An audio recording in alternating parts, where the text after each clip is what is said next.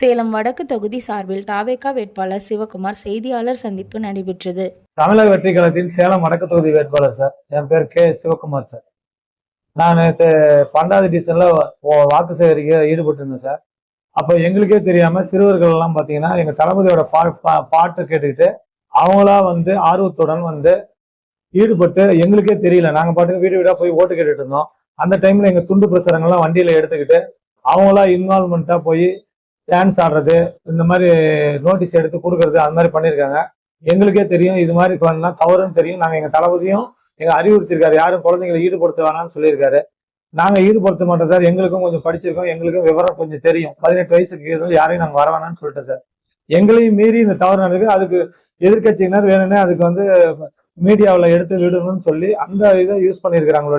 நாங்க இது வேணும்னே தவறு செய்யலைங்க சார். மேல எந்த அவதூறும் சொல்ல முடியல சார். அந்த அவதூறு பரப்புன்னு அவங்களே இப்ப பாத்தீங்கன்னா இந்த சிறுவர்கள் அந்த லோக்கல்காரங்களை வச்சு அந்த பசங்க பண்றத வீடியோ எடுத்து பண்ணியிருக்காங்க. இது எங்களுக்கு உண்மையாவே தெரியாது. இது தெரிஞ்சிருந்தா நாங்க தடுத்திருப்போம். இது தெரியாதுக்கு இனிமேல் நடக்காத மாதிரி நாங்க பாத்துக்கிறோம் சார். சார் இது வரைக்கும் தொடர்ந்து இப்போ 1 வாரமா பிரச்சாரம் பண்ணிட்டு இருக்கேன் சார்.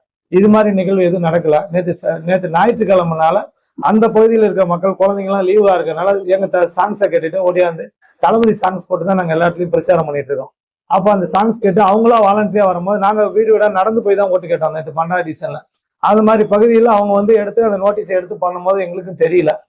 இது தெரிஞ்சது மீடியாவில் இப்போ இதெல்லாம் நீங்க சொல்றதை வச்சுதான் எங்களுக்கே தெரியுது தவறுன்னு. இதுமேல நாங்க மேக்சிமம் இந்த மாதிரி நாங்க பண்றது இல்லை. இனிமேல் கேட்டிருக்காங்க சார். இது என்ன காரணம், அது கண்டிப்பா நான் விளக்க கடிதம் கொடுத்துருவோம் சார்.